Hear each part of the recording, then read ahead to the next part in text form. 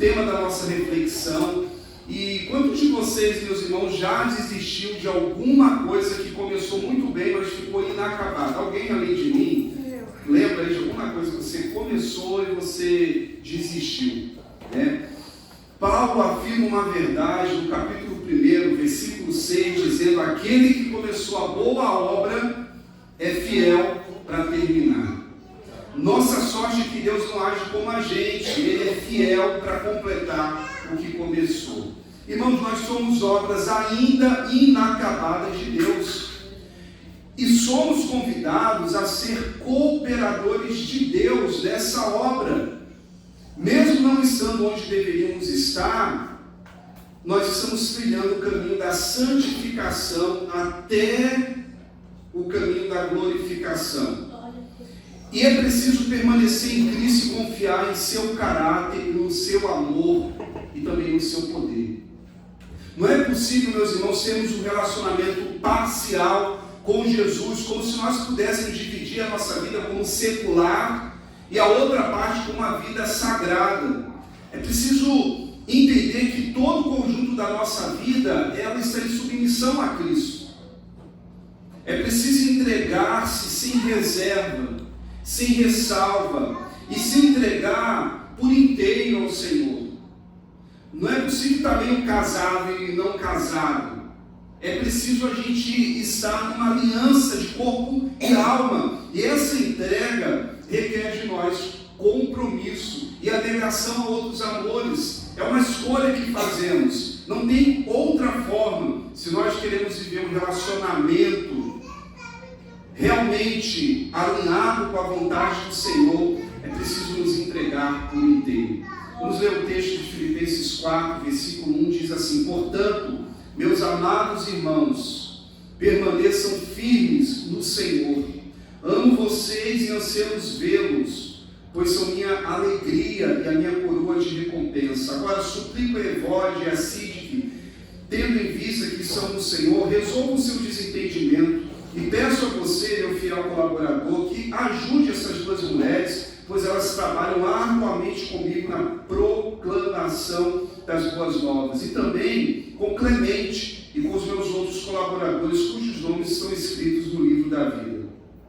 Alegre-se no Senhor. Repito, alegre-se. Que todos sejam, ou que todos vejam que vocês são amáveis em tudo que fazem. Lembre-se de que o Senhor virá em breve. Não fiquem preocupados com coisa alguma. Em vez disso, orem a Deus, pedindo aquilo de que precisam e agradecendo-lhe por tudo que já fez. Então vocês experimentarão a paz de Deus, que excede todo entendimento e que guardará seu coração, a sua mente em Cristo Jesus. Por fim, irmãos, quero lhes dizer só mais uma coisa: concentre-se em tudo que é verdadeiro, tudo que é nobre, tudo que é correto, tudo que é puro, tudo que é amável, tudo que é admirável. Pense no que é excelente e digno de louvor. Continue a praticar tudo que aprenderam e receberam de mim, tudo que ouviram de mim e me viram fazer. Então Deus da paz estará com vocês. Amém. Deus, muito obrigado pela tua palavra, pelo testemunho que foi essa igreja para nós, nessa caminhada em que estamos estudando, extraindo para a nossa caminhada de fé aquilo que o Senhor ministrou a eles e que ministra também a nós nessa noite. Pai, que nosso coração esteja cativo a Ti, que nós possamos permanecer firmes e que nada nos desvie do propósito de servir ao Senhor com fidelidade. Oramos a Ti em nome de Jesus. Amém. Amém. A gente está diante das palavras finais de Paulo, que vai se despedindo dos seus irmãos em Filipos. É a última vez que ele escreve para esses irmãos. E se tem uma coisa importante, que talvez as últimas palavras que você vai falar para alguém, você geralmente fala aquilo que é mais importante. Ele já começa aqui: meus amados irmãos.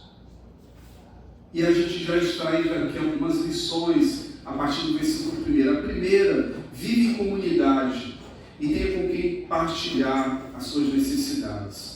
É ruim a gente viver as nossas lutas, os nossos sofrimentos sozinhos, porque as nossas forças, elas se esvaem, elas são limitadas. Por isso que Paulo apóstolo, ele tem quem se apoiar, ele tem quem ore por ele, essa igreja de Filipos era uma parceira do ministério de Paulo. Eles estavam a 1.000 quilômetros de distância, mas a igreja enviou para lá um diácono para auxiliar Paulo nas suas necessidades. Como também Paulo estava encorajando esses irmãos a viver no Evangelho, a viver e relembrar aquilo que eles ouviram de Paulo e do Senhor. Como é importante a gente ter uma comunidade onde nós somos amados e onde também nós amamos. Essa tem sido uma realidade nessa comunidade de fé. Nós precisamos, meus irmãos, aprender a amar uns aos outros, a despeito das dificuldades, a despeito dos problemas. Nós precisamos permitir que o amor de Deus supere as nossas esquisitices, as nossas manias, as nossas dificuldades. Paulo encontra razões para escrever para esses amados irmãos, para que eles permaneçam firmes no Senhor.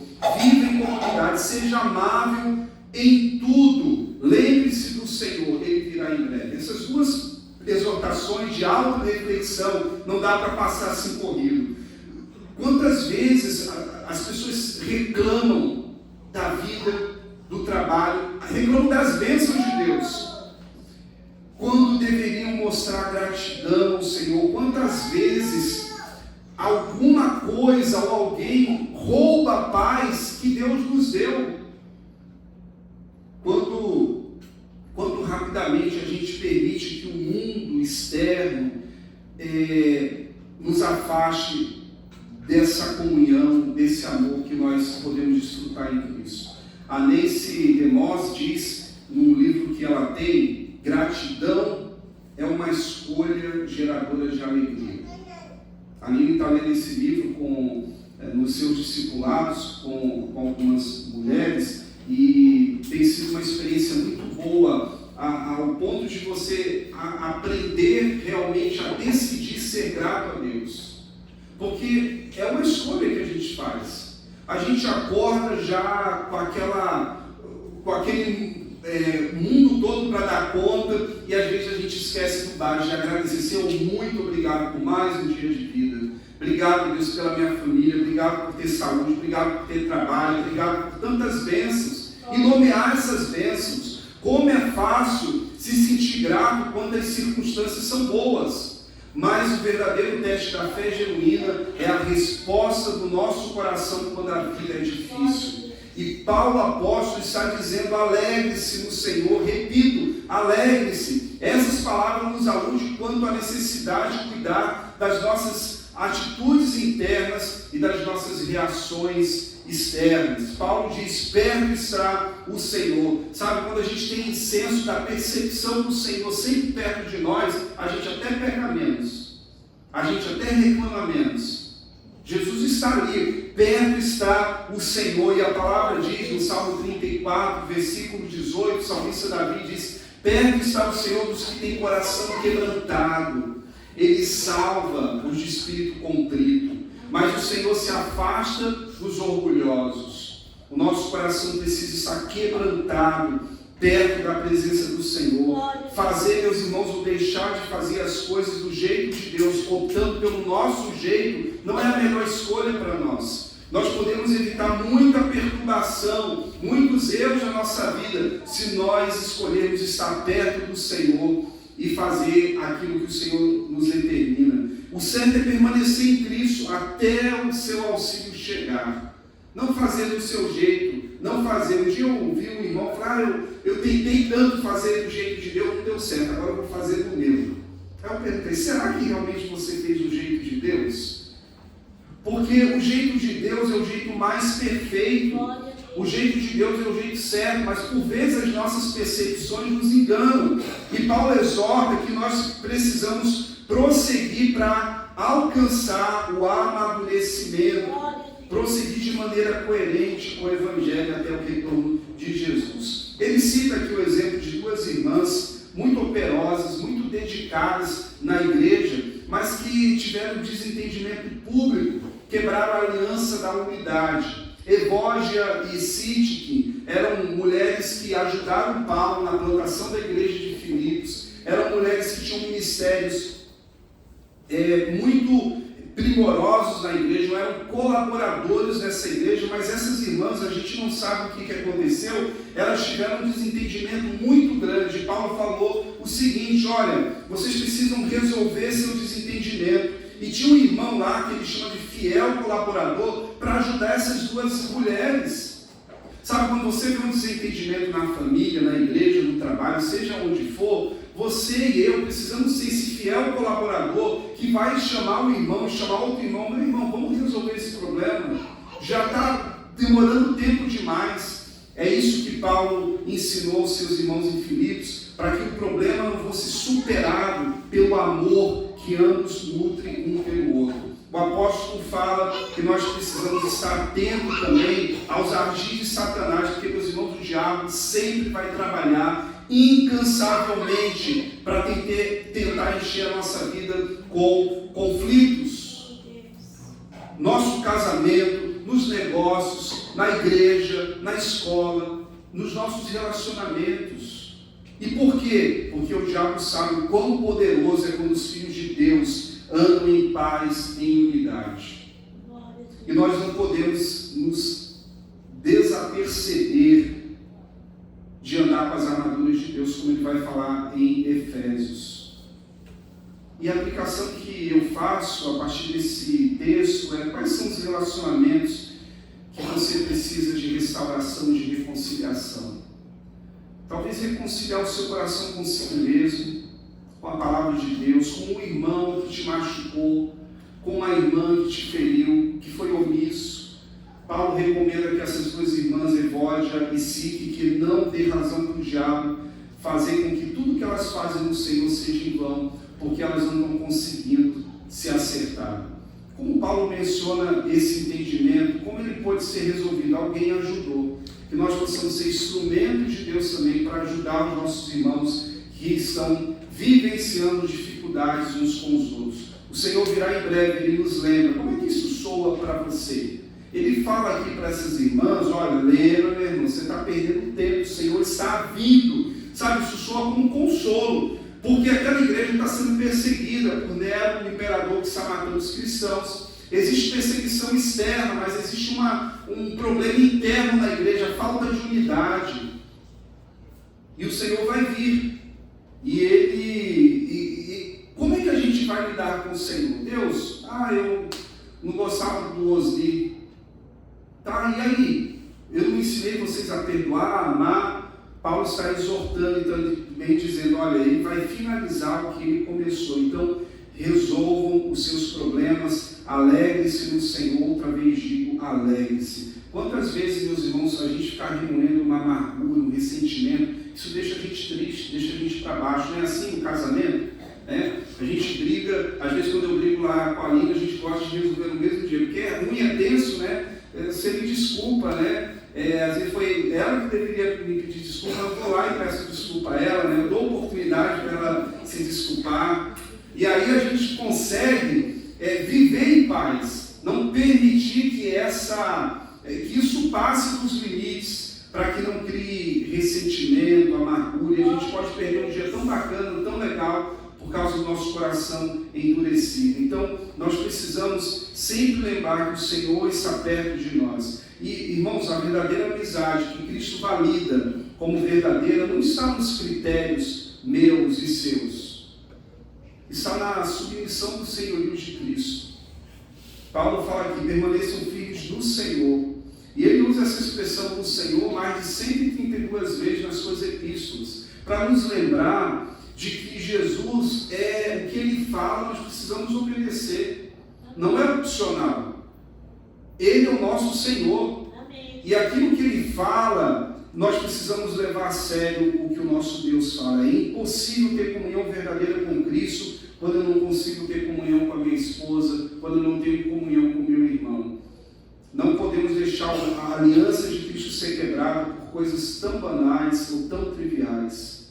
Versículo 6, Paulo vai dizer o seguinte: olha, não vivam preocupados com coisa alguma. É que Paulo não conhece a nossa vida, né, irmãos? Ele não sabe, Paulo não sabe o que está falando. Como assim não viver preocupado? Ele está dizendo aqui, olha, que a gente não pode ser cativo da preocupação, a gente não pode colocar a nossa vida à disposição das preocupações, senão nós vamos adoecer, senão nós vamos morrer com isso. E a preocupação aqui, inclusive, de ser cristão em circunstâncias que poderia custar a própria vida desses irmãos.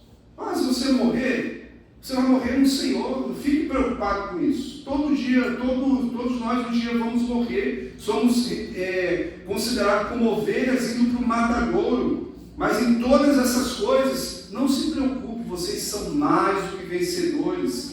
Se Deus permitir morrer, não importa que você queira um outro plano, a vontade do Senhor é soberana. Meus irmãos, a solução que Paulo oferece aqui é oração. Ao invés de viver preocupado, orem a Deus pedindo aquilo que vocês precisam.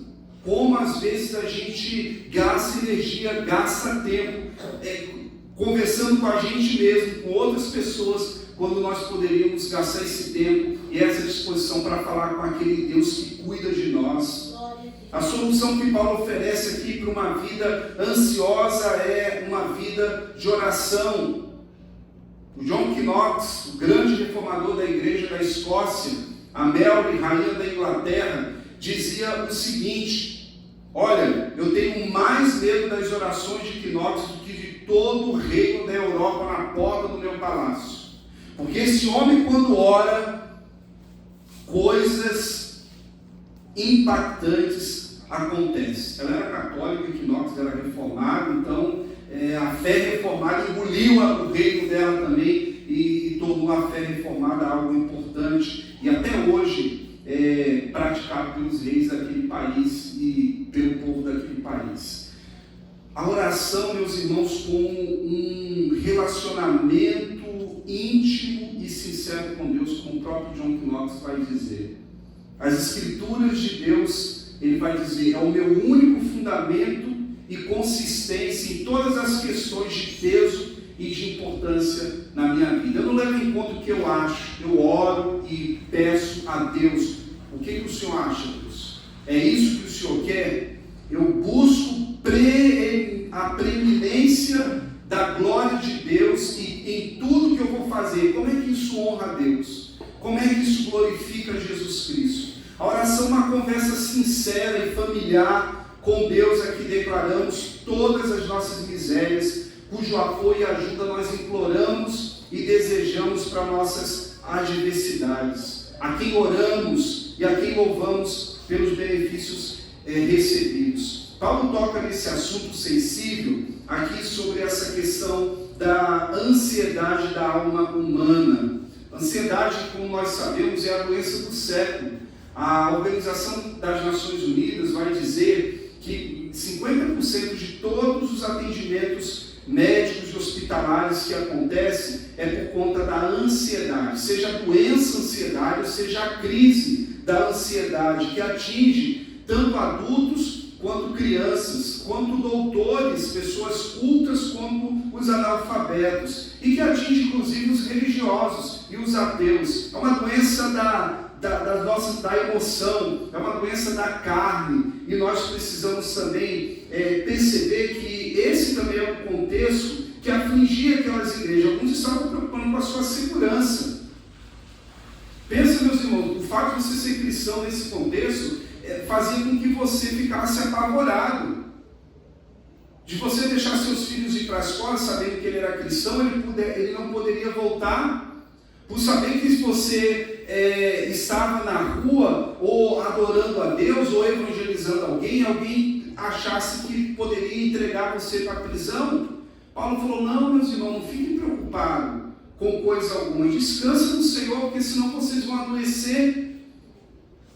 Várias são as causas da ansiedade, a gente pode falar um pouco aqui, aprender com esse texto tão lindo. Um dos versículos mais bonitos aqui dessa carta de Paulo, eu considero sendo esse versículo 6 do capítulo 4, de não vivermos presos à ansiedade, mas apresentar a Deus aquilo que nós precisamos. Quais são as causas da ansiedade? Primeiro, a ansiedade é o resultado de olhar mais para os problemas do que olhar para o Deus solucionador dos problemas.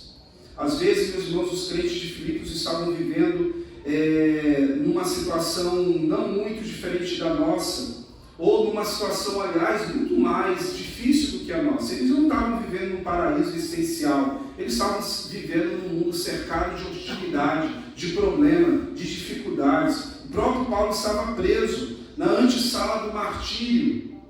Quando nós olhamos as circunstâncias e os perigos à nossa volta, ao invés de olhar para Deus, que governa as circunstâncias, como é que a gente fica? A gente fica ansioso. Segundo lugar, a ansiedade é o resultado de relacionamentos quebrados. Não, nem sempre, mas muitas vezes sim. As pessoas nos fazem sofrer, muitas vezes, mais do que as circunstâncias da vida. Nos desapontamos com pessoas e nós desapontamos pessoas. As pessoas têm capacidade de roubar a nossa alegria. Há pessoas que carregam uma alma ferida e são prisioneiras da amargura, pois os relacionamentos estão estremecidos.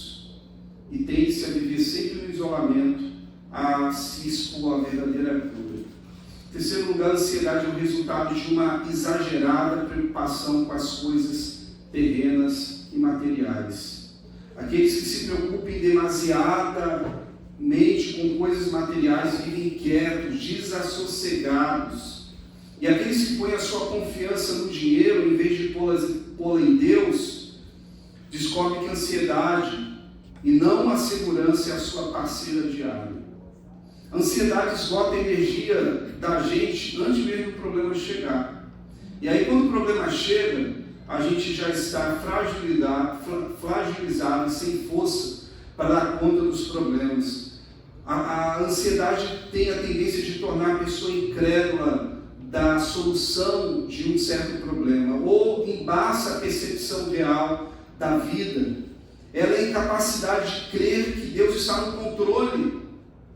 A ansiedade ocupa o nosso coração quando a gente tira o nosso olhar da majestade, da soberania de Deus para fixar na grandeza do nosso problema. E aí, em vez de ficar falando para o problema o tamanho do Deus que nós temos, nós ficamos falando para Deus o tamanho do nosso problema, que é gigante. E na oração nós encontramos a resposta para a nossa alma cansada, para a nossa alma fadigada, porque nós encontramos a grandeza. Por isso, quando orar, nós precisamos adorar a Deus, dizer: Deus, Tu és grande, Tu és poderoso, e os nossos problemas vão se apequenando diante da grandeza do Deus Todo-Poderoso. Se soubéssemos orar, se soubéssemos o poder e a eficácia que a oração tem. Paulo sublinha que podemos levar tudo a Deus em oração. E ao orar, precisamos nos lembrar de 3 coisas que ele menciona aqui. Primeiro, Deus te ama. Você é alvo do amor de Deus.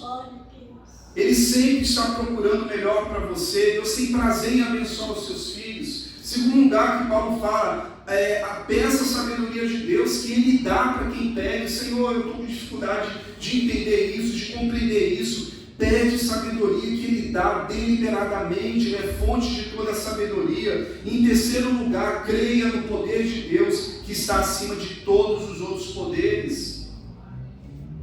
A oração é o remédio divino para a cura da nossa ansiedade. Eu acho que quase que 100% de nós já passou por ansiedade, sabe? E às vezes de deixar ela controlar as nossas emoções, de controlar o modo dos nossos relacionamentos. Alguns de nós até precisou de medicação. Eu não estou falando, meus irmãos, nós somos suscetíveis a isso. O problema é como nós reagimos quando a ansiedade vem. Paulo, ele vai falando aqui sobre esses corações aflitos, preocupados, com dificuldade. Meus irmãos, não esqueçam do básico, de orar. Deus não apenas dá uma ordem, não andeis ansioso, como Ele também oferece a solução. Não apenas Ele dá o diagnóstico, mas também Ele dá o remédio para o problema. Se a ansiedade é uma doença, a oração é um remédio, é o santo remédio de Deus, para nos ajudar, para aliviar, para nos dar a percepção da vida. Você tem orado? Você tem se derramado diante do Eterno? Você tem colocado diante de Deus as suas necessidades, as suas preocupações? Onde a oração prevalece, a ansiedade desaparece. Ela é traiçoeira. Não existe nada demasiadamente grande que que o poder de Deus não possa ser maior. Não existe nada demasiadamente pequeno que Deus, como seu Pai, fique indiferente à sua necessidade. Seja aquilo grande, seja aquilo pequeno, Deus está à sua disposição quando você clama a Ele em oração. Agora, é preciso, meus irmãos, investir tempo no nosso relacionamento com Deus. Ele é essencial para uma vida equilibrada. Só vivendo no compasso da graça que nós encontraremos conforto para a nossa alma cansada e direção para os descaminhos da nossa vida.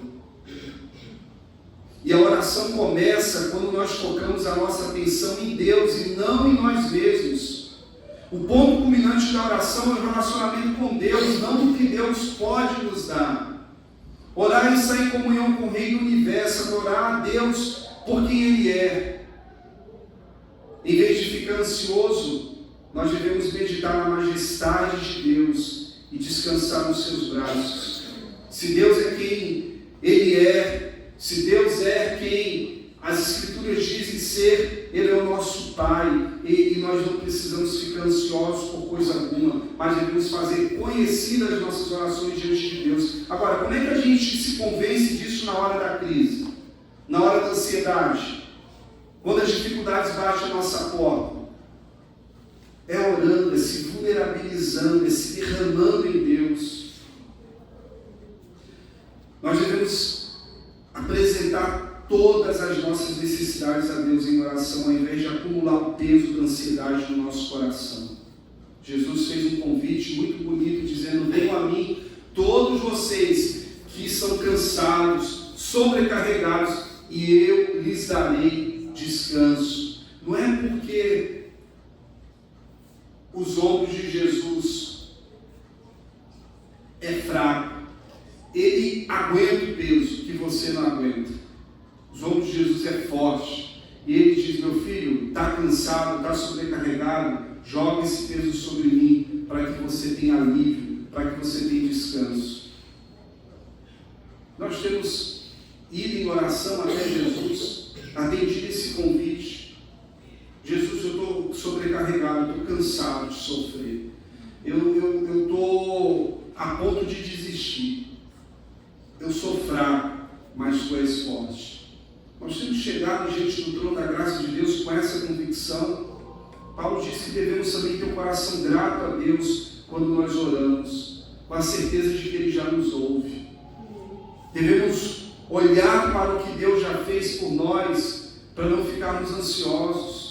Todavia, devemos também agradecer também o que Deus vai fazer. Por isso que Paulo lembra que ele está preso, foi açoitado, mas mesmo assim, lá na cadeia, ele louvou, ele adorou o Senhor. Não, vou deixar fazer um culto de ação de graça quando sair daqui. Não, no meio da provação, Paulo aprendeu a louvar a Deus, não só nos ensinando que não é apenas a trajetória final, mas a trajetória do caminho, ela é importante a gente colecionar também momentos de descanso e da intervenção de Deus. Isso é, não basta apenas você ficar focado lá no resultado final. Tem toda uma vida. Como você percebe a presença de Deus no decorrer do seu dia a dia?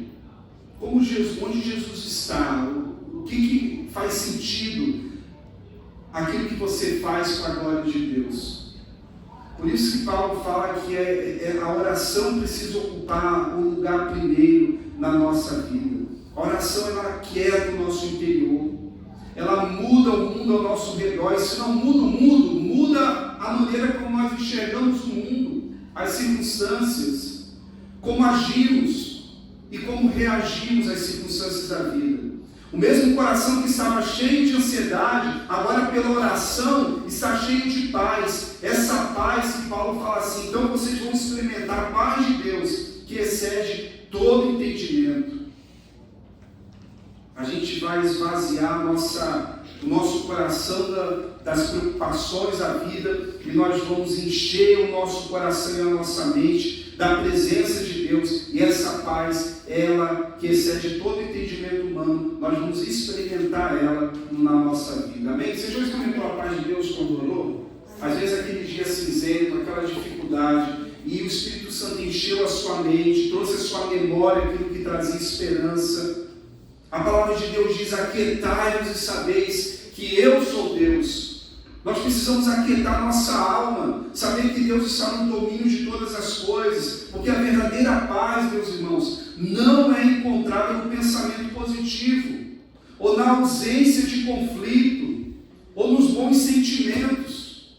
A verdadeira paz procede do fato de saber que Deus está no controle da nossa vida, e que Ele é incapaz de errar conosco, mesmo quando as circunstâncias nos são desfavoráveis. Essa paz é transcendente, essa paz que Paulo experimentou, ele deseja que os seus irmãos em Filipos transbordem. Como é que um homem tem motivo de se alegrar, estando a um passo da morte, estando preso, passando dificuldade? Ele diz: eu experimentei e descobri o contentamento da vida, sem ter muito, sem ter pouco, sem dormir no hotel de 5 estrelas, sem dormir numa prisão fédica. Posso todas as coisas, porque é Cristo que me fortalece.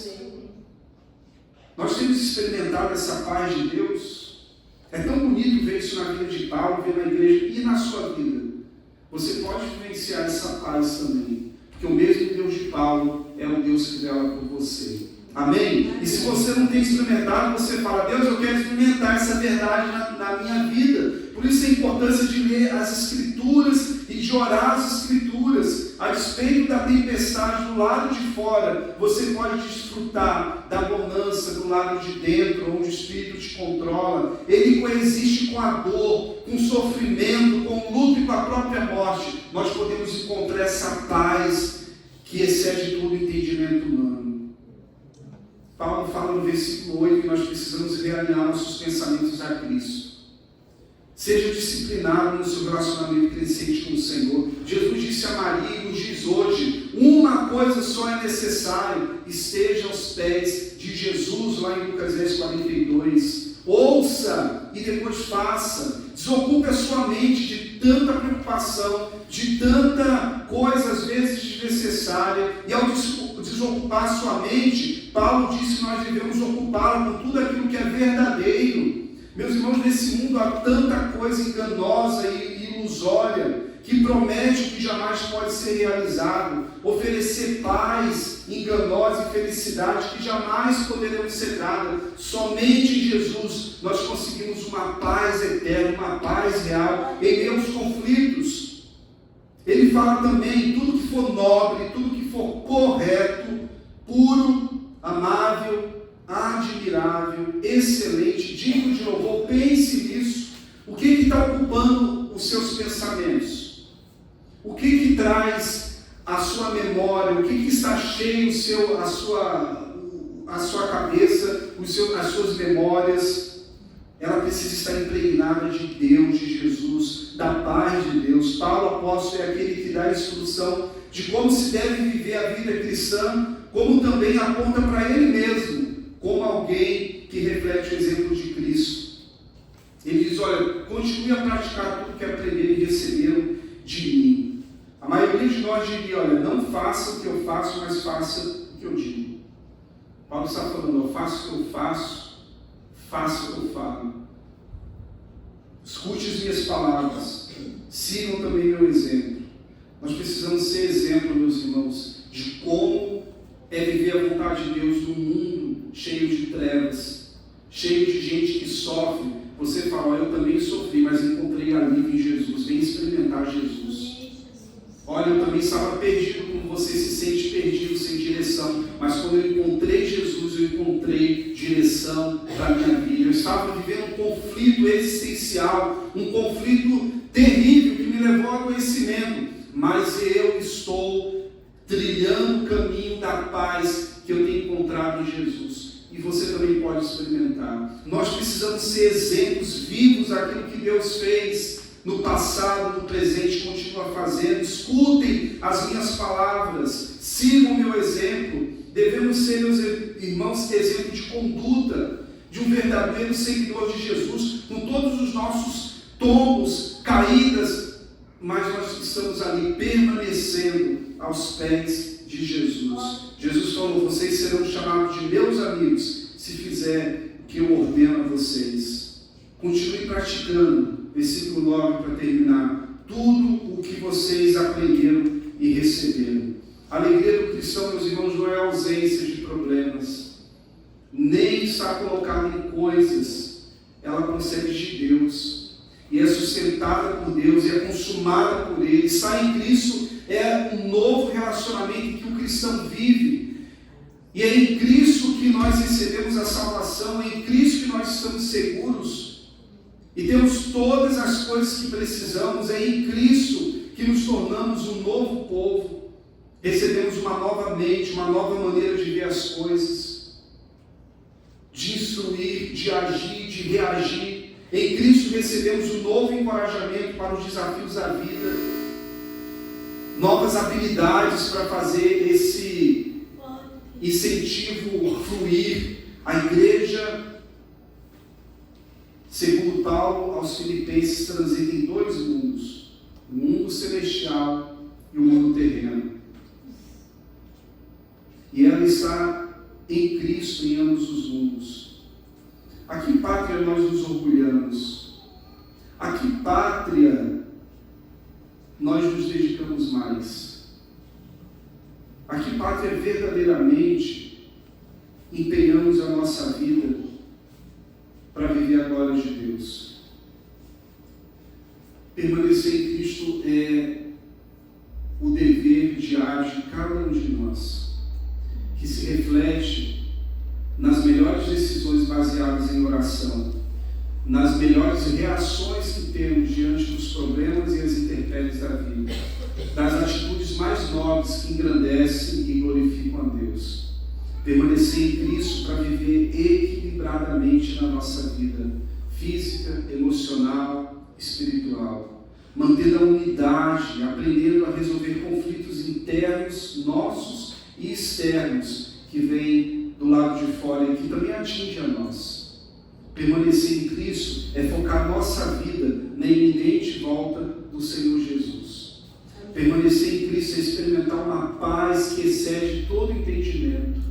Permanecer em Cristo é praticar e estar constante em Cristo Jesus. O próprio Senhor, nosso Senhor, nos disse em João 15:4: permaneçam em mim e eu permanecerei em vocês. Como o ramo não pode dar fruto por si mesmo se não permanecer na videira, vocês também não podem dar fruto se não permanecer em mim. Quais são, meus irmãos, os aspectos da nossa vida que nós precisamos submeter a Jesus Cristo? Jesus está aqui nos perguntando: como nós podemos recomeçar novamente? Como nós podemos evidenciar que de fato estamos em Cristo e que Cristo está em nós?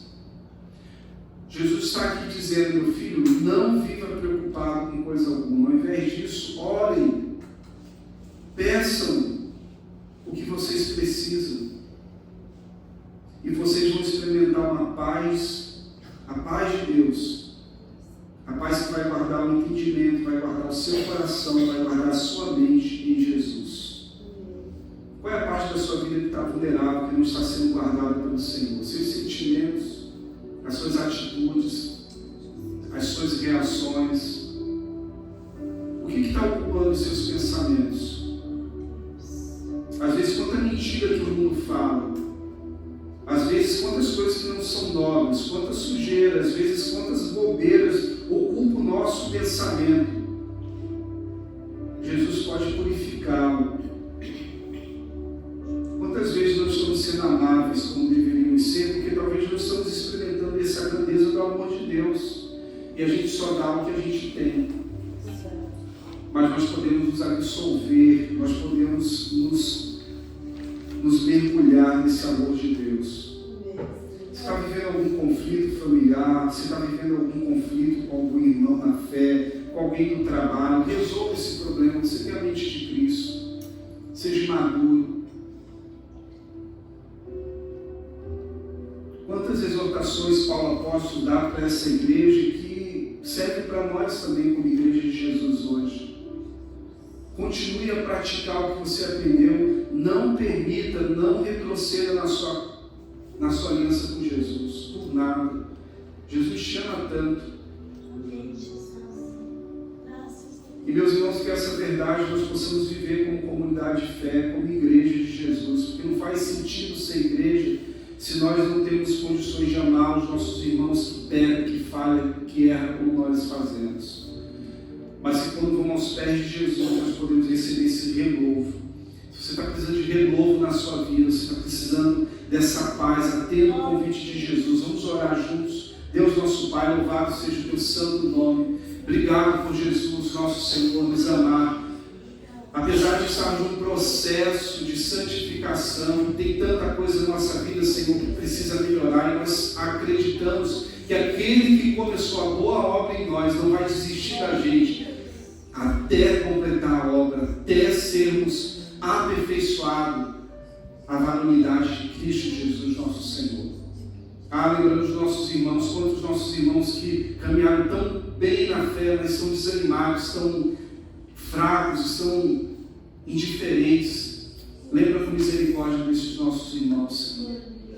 E a nós que estamos aqui também, Deus, olha para o nosso coração, tão desejoso de encontrar, de experimentar essa paz transcendental, incircunstancial, independente do momento, da fase da nossa vida. Nós podemos ter o nosso coração, a nossa mente guardado, blindado por Cristo Jesus, sem as interpelações do mundo dizendo o que fazer, mas nós estamos firmes na convicção de que o Senhor é soberano e está no controle das nossas vidas, das nossas emoções, das nossas ações e reações.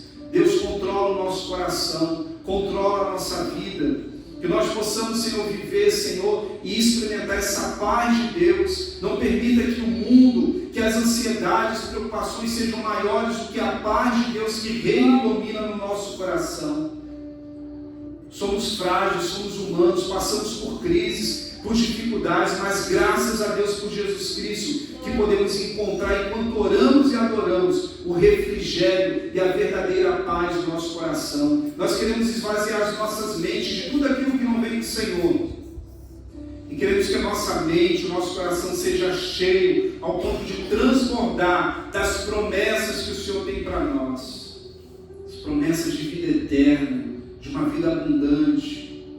Deus, faça isso acontecer na vida dos meus irmãos, na minha vida, para a Tua glória. Assim oramos e agradecemos a Ti no santo e precioso nome daquele que reina, daquele que vive e daquele que um dia voltará para nos buscar e para viver eternamente ao Teu lado. Que assim o amor do Deus, o Pai, a graça de Jesus Cristo, o Filho, e a direção do Santo Espírito de Deus seja sobre a sua vida, sobre todo o povo de Deus.